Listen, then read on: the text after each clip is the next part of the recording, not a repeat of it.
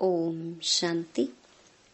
23 जून 2025 बाबा के महावाक्य। मीठे बच्चे, तुम्हारा पहला पहला सबक पाठ है, मैं आत्मा हूँ, शरीर नहीं। आत्म अभिमानी होकर रहो तो बाप की याद रहेगी। प्रश्न, तुम बच्चों के पास कौन सा गुप्त खजाना है जो मनुष्यों के पास नहीं है? उत्तर, तुम्हें भगवान बाप पढ़ाते हैं। उस पढ़ाई की खुशी का गुप्त खजाना तुम्हारे पास है।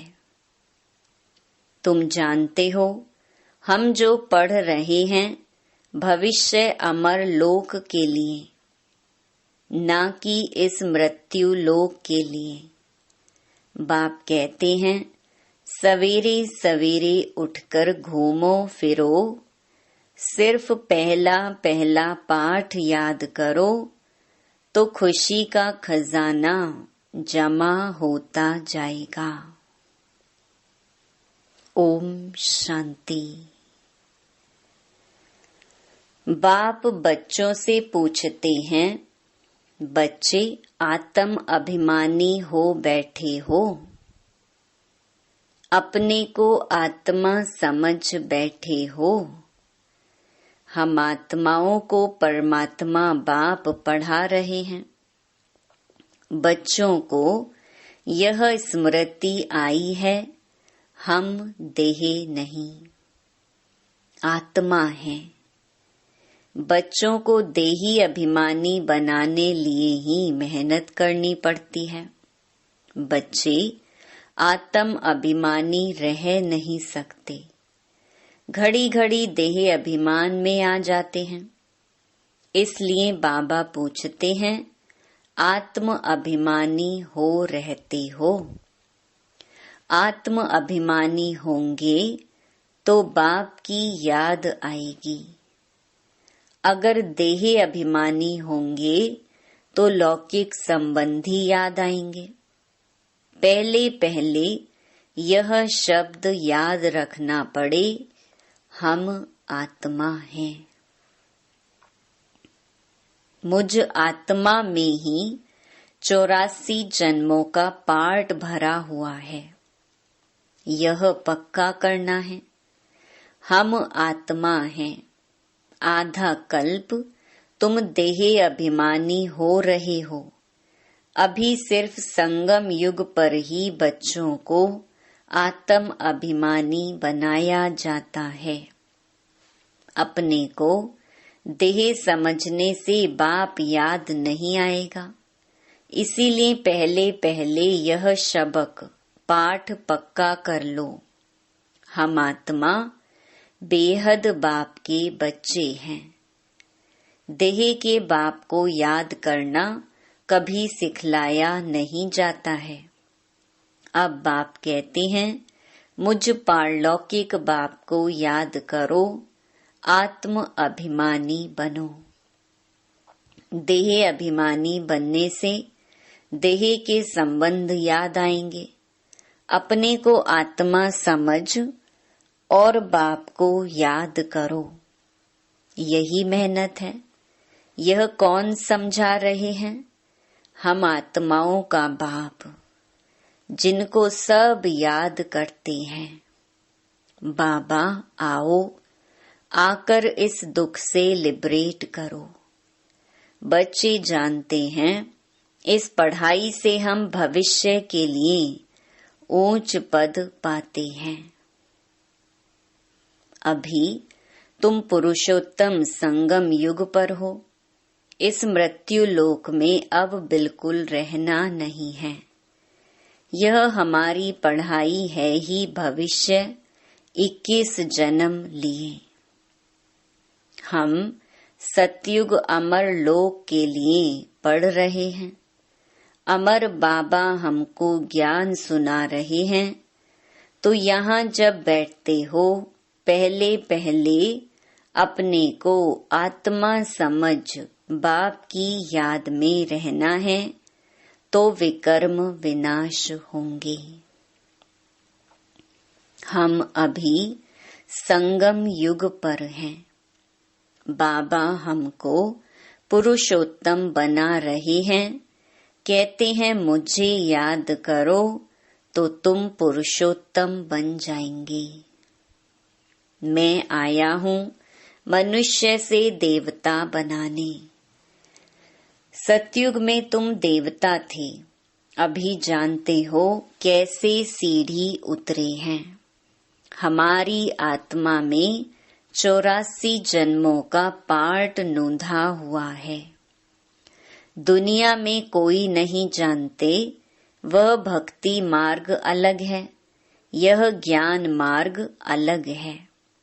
जिन आत्माओं को बाप पढ़ाते हैं वह जाने और न जाने कोई। यह है गुप्त खजाना भविष्य के लिए। तुम पढ़ते ही हो अमर लोक के लिए, ना कि इस मृत्यु लोक के लिए। अब बाप कहते हैं सवेरे उठकर घूमो फिरो। पहला पहला शबक यह याद करो कि हम आत्मा हैं, न कि शरीर। हमारा रूहानी बाबा हमको पढ़ाते हैं। यह दुख की दुनिया अब बदलनी है। सतयुग है सुख की दुनिया, बुद्धि में सारा ज्ञान है। यह है रूहानी स्पिरिचुअल नॉलेज। बाप ज्ञान का सागर स्पिरिचुअल फादर है। वह है देही का बाप। बाकी तो सभी देह के ही संबंधी हैं। अब देह के संबंध तोड़ एक से जोड़ना है। गाते भी हैं मेरा तो एक दूसरा ना कोई। हम एक बाप को ही याद करते हैं, देह को भी याद नहीं करते। यह पुरानी देह तो छोड़नी है, यह भी तुमको ज्ञान मिलता है। यह शरीर कैसे छोड़ना है, याद करते करते शरीर छोड़ देना है। इसीलिए बाबा कहते हैं देही अभिमानी बनो। अपने अंदर घोटते रहो। बाप बीज और झाड़ को याद करना है। शास्त्रों में यह कल्प वृक्ष का वृतांत है। यह भी बच्चे जानते हैं। हमको ज्ञान सागर बाप पढ़ाते हैं, कोई मनुष्य नहीं पढ़ाते हैं। यह पक्का कर लेना है, पढ़ना तो है ना। सतयुग में भी देहधारी पढ़ाते हैं, यह देहधारी नहीं है। यह कहते हैं मैं पुरानी देह का आधार ले तुमको पढ़ाता हूँ। कल्प कल्प मैं तुमको ऐसे पढ़ाता हूँ, फिर कल्प बाद भी ऐसे पढ़ाऊंगा। अब मुझे याद करो तो तुम्हारे विकर्म विनाश होंगे। मैं ही पतित पावन हूँ, मुझे ही सर्व शक्तिमान कहते हैं। परंतु माया भी कम नहीं है, वह भी शक्तिमान है। कहाँ से गिराया है अब याद आता है ना। 84 के चक्कर का भी गायन है। यह मनुष्यों की ही बात है। बहुत पूछते हैं जानवरों का क्या होगा। अरे यहाँ जानवर की बात नहीं। बाप भी बच्चों से बात करते हैं। बाहर वाले तो बाप को जानते ही नहीं, तो वह क्या बात करेंगे। कोई कहेंगे हम बाबा से मिलने चाहते हैं। अब जानते कुछ भी नहीं, बैठकर उल्टे सुलटे प्रश्न करेंगे। 7 दिन का कोर्स करने के बाद भी पूरा कुछ समझते नहीं हैं कि यह हमारा बेहद का बाप है। जो पुराने भक्त हैं, जिन्होंने बहुत भक्ति की हुई है, उनकी बुद्धि में तो ज्ञान की सब बातें बैठ जाती हैं। भक्ति कम की होगी तो बुद्धि में कम बैठेगा। तुम हो सबसे जास्ती पुराने भक्त। गाया भी जाता है, भगवान भक्ति का फल देने लिए आते हैं, परंतु किसको यह थोड़े ही पता है, ज्ञान मार्ग और भक्ति मार्ग बिल्कुल ही अलग हैं। सारी दुनिया है भक्ति मार्ग में।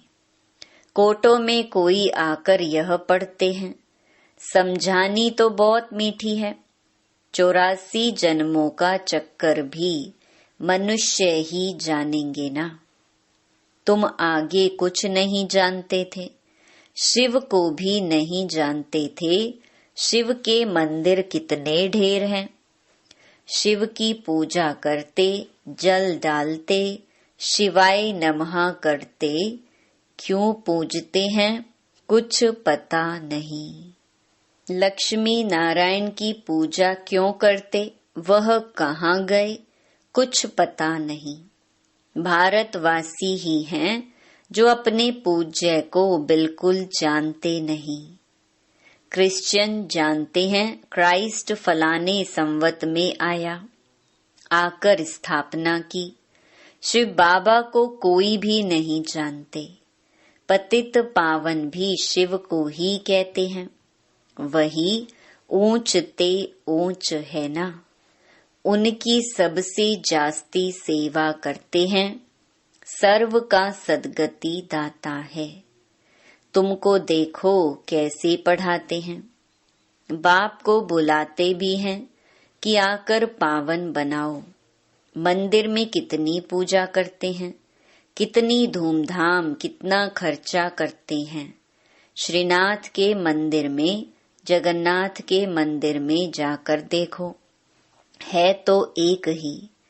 जगन्नाथ जगतनाथ के पास चावल का हांडा चढ़ाते हैं। श्रीनाथ पर तो बहुत माल बनाते हैं। फर्क क्यों होता है? कारण चाहिए ना। श्रीनाथ को भी काला, जगन्नाथ को भी काला कर देते हैं। कारण तो कुछ भी नहीं समझते। जगतनाथ लक्ष्मी नारायण को ही कहते हैं या राधे कृष्ण को कहेंगे? राधे कृष्ण लक्ष्मी नारायण का संबंध क्या है, ये भी कोई नहीं जानते हैं। अभी तुम बच्चों को मालूम पड़ा है कि हम पूज्य देवता थे, फिर पुजारी बने हैं। चक्कर लगाया, अभी फिर देवता बनने के लिए हम पढ़ते हैं। यह कोई मनुष्य नहीं पढ़ाते हैं, भगवानुवाच है। ज्ञान सागर भी भगवान को कहा जाता है। यहाँ तो भक्ति के सागर बहुत हैं, जो पतित पावन ज्ञान सागर बाप को याद करते हैं। तुम पतित बने, फिर पावन जरूर बनना है। यह है ही पतित दुनिया, यह स्वर्ग नहीं है। वैकुंठ कहाँ है, यह किसको पता नहीं है। कहते हैं वैकुंठ गया, तो फिर नरक का भोजन आदि तुम उनको क्यों खिलाते हो? सतयुग में तो बहुत ही फल फूल आदि होते हैं। यहाँ क्या है? यह है नरक। अभी तुम जानते हो बाबा द्वारा हम स्वर्गवासी बनने का पुरुषार्थ कर रहे हैं। पतित से पावन बनना है। बाप ने युक्ति तो बताई है, कल्प कल्प बाप भी युक्ति बतलाते हैं। मुझे याद करो तो विकर्म विनाश होंगे। अभी तुम जानते हो हम पुरुषोत्तम संगम युग पर हैं। तुम ही कहते हो बाबा हम 5000 वर्ष पहले यह बने थे। तुम ही जानते हो कल्प कल्प यह अमर कथा बाबा से सुनते हैं। शिव बाबा ही अमरनाथ है, बाकी ऐसे नहीं कि पार्वती को बैठ कथा सुनाते हैं। वह है भक्ति। ज्ञान और भक्ति को तुमने समझा है। ब्राह्मणों का दिन और फिर ब्राह्मणों की रात। बाप समझाते हैं तुम ब्राह्मण हो ना। आदि देव भी ब्राह्मण ही था, देवता नहीं कहेंगे। आदि देव के पास भी जाते हैं, देवियों के भी कितने नाम हैं। तुमने सर्विस की है तब तुम्हारा गायन है। भारत जो वॉइसलेस था वह फिर विशियस बन जाता है। अभी रावण राज्य है ना। संगम युग पर तुम बच्चे अभी पुरुषोत्तम बनते हो। तुम्हारे पर बृहस्पति की दशा अविनाशी बैठती है, तब तुम अमरपुरी के मालिक बन जाते हो। बाप तुम्हें पढ़ा रहे हैं मनुष्य से देवता बनाने के लिए। स्वर्ग के मालिक बनने को बृहस्पति की दशा कहा जाता है। तुम स्वर्ग अमरपुरी में तो जरूर जाएंगे, बाकी पढ़ाई में दशाएं नीचे ऊपर होती रहती हैं, याद ही भूल जाती हैं। बाप ने कहा है मुझे याद करो। गीता में भी है भगवान उवाच काम महाशत्रु है। पढ़ते भी हैं परंतु विकार को जीतते थोड़े ही हैं। भगवान ने कब कहा? 5000 वर्ष हुआ। अब फिर भगवान कहते हैं काम महाशत्रु है, इन पर जीत पानी है। यह आदि मध्य अंत दुख देने वाला है। मुख्य है काम की बात, इस पर ही पतित कहा जाता है। अभी पता पड़ा है यह चक्कर फिरता है। हम पतित बनते हैं, फिर बाप आकर पावन बनाते हैं ड्रामा अनुसार। बाबा बार बार कहते हैं पहले पहले अल्फ की बात याद करो। श्रीमत पर चलने से ही तुम श्रेष्ठ बनेंगे।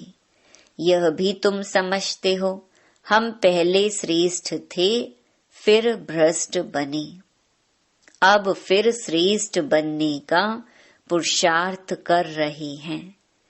दैवी गुण धारण करना है, किसको भी दुख नहीं देना है। सबको रास्ता बताते जाओ। बाप कहते हैं मुझे याद करो तो पाप कट जाएं। पतित पावन तुम मुझे ही कहते हो ना। यह कोई को पता नहीं कि पतित पावन कैसे आकर पावन बनाते हैं। कल्प पहले भी बाप ने कहा था माँ मेकम याद करो। यह योग अग्नि है जिससे पाप दग्ध होते हैं। खाद निकलने से आत्मा पवित्र बन जाती है। खाद सोने में ही डालते हैं, फिर जेवर भी ऐसा बनता है। अभी तुम बच्चों को बाप ने समझाया है आत्मा में कैसी खाद पड़ी है, उनको निकालना है। बाप का भी ड्रामा में पार्ट है जो तुम बच्चों को आकर देही अभिमानी बनाते हैं। पवित्र भी बनना है। तुम जानते हो सतयुग में हम वैष्णव थे, पवित्र गृहस्थ आश्रम था। अभी हम पवित्र बन विष्णुपुरी के मालिक बनते हैं। तुम डबल वैष्णव बनते हो। सच्चे सच्चे वैष्णव तुम हो। वह हैं विकारी वैष्णव धर्म के, तुम हो निर्विकारी वैष्णव धर्म के। अभी एक तो बाप को याद करते हो और नॉलेज जो बाप में है वह तुम धारण करते हो। तुम राजाओं का राजा बनते हो। वह राजाई बनते हैं अल्पकाल, एक जन्म के लिए। तुम्हारी राजाई है 21 पीढ़ी, अर्थात फुल एज पास करते हो। वहां कब अकाले मृत्यु नहीं होगा। तुम काल पर जीत पाते हो। समय जब होता है तो समझते हो अब यह पुरानी खल छोड़ नई लेनी है। तुमको साक्षात्कार होगा। खुशी के बाजे बजते रहते हैं। तमो प्रधान शरीर को छोड़ सतो प्रधान शरीर लेना, यह तो खुशी की बात है। वहां 150 वर्ष आयु एवरेज रहती है। यहाँ तो अकाले मृत्यु होती रहती है, क्योंकि भोगी हैं। जिन बच्चों का योग यथार्थ है, उनकी सर्व कर्मेंद्रियां योग बल से वश में होंगी। योग में पूरा रहने से कर्मेंद्रियां शीतल हो जाती हैं। सतयुग में तुमको कोई भी कर्मेंद्रियां धोखा नहीं देती हैं। कभी ऐसे नहीं कहेंगे कि कर्मेंद्रियां वश में नहीं हैं। तुम बहुत ऊंचते ऊंच पद पाते हो। इनको कहा जाता है बृहस्पति की अविनाशी दशा। वृक्षपति मनुष्य सृष्टि का बीज रूप है बाप। बीज है ऊपर में, उनको याद भी ऊपर में करते हैं। आत्मा बाप को याद करती है। तुम बच्चे जानते हो बेहद का बाप हमको पढ़ाते हैं। वह आते ही एक बार हैं अमर कथा सुनाने। अमर कथा कहो, सत्य नारायण की कथा कहो, उस कथा का भी अर्थ नहीं समझते हैं। सत्य नारायण की कथा से नर से नारायण बनते हैं। अमर कथा से तुम अमर बनते हो। बाबा हर एक बात क्लियर कर समझाते हैं। अच्छा, मीठे मीठे सिकिलधे बच्चों प्रति मात पिता बाप दादा का याद प्यार और गुड मॉर्निंग। रूहानी बाप की रूहानी बच्चों को नमस्ते। धारणा के लिए मुख्य सार। पहला, योग बल से अपनी सर्व कर्मेंद्रियों को वश में करना है। एक वृक्षपति बाप की याद में रहना है। सच्चा वैष्णव अर्थात पवित्र बनना है। दूसरा, सवेरे उठकर पहला पाठ पक्का करना है कि मैं आत्मा हूँ, शरीर नहीं। हमारा रूहानी बाबा हमको पढ़ाते हैं। यह दुख की दुनिया अब बदलनी है। ऐसे बुद्धि में सारा ज्ञान सिमरण होता रहे। वरदान, हर खजाने को कार्य में लगाकर पद्मों की कमाई जमा करने वाले पद्मा पदम भाग्यशाली भव। हर सेकंड पद्मों की कमाई जमा करने का वरदान ड्रामा में संगम के समय को मिला हुआ है।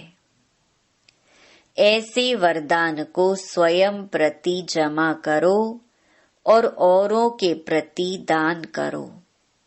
ऐसे ही संकल्प के खजाने को, ज्ञान के खजाने को, स्थूल धन रूपी खजाने को कार्य में लगाकर पद्मों की कमाई जमा करो, क्योंकि इस समय स्थूल धन भी ईश्वर अर्थ समर्पण करने से एक नया पैसा एक रतन समान वैल्यू का हो जाता है। तो इन सर्व खजानों को स्वयं के प्रति व सेवा के प्रति कार्य में लगाओ तो पद्मा पदम भाग्यशाली बन जाएंगे। स्लोगन: जहाँ दिल का स्नेह है वहाँ सबका सहयोग सहज प्राप्त होता है।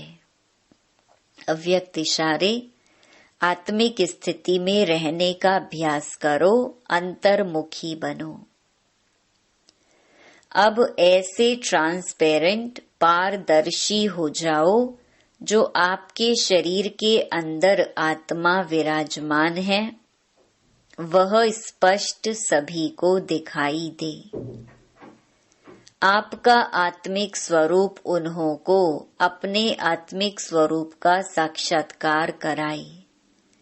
इसको ही कहते हैं अव्यक्त व आत्मिक स्थिति का अनुभव कराना। अच्छा, ओम शांति।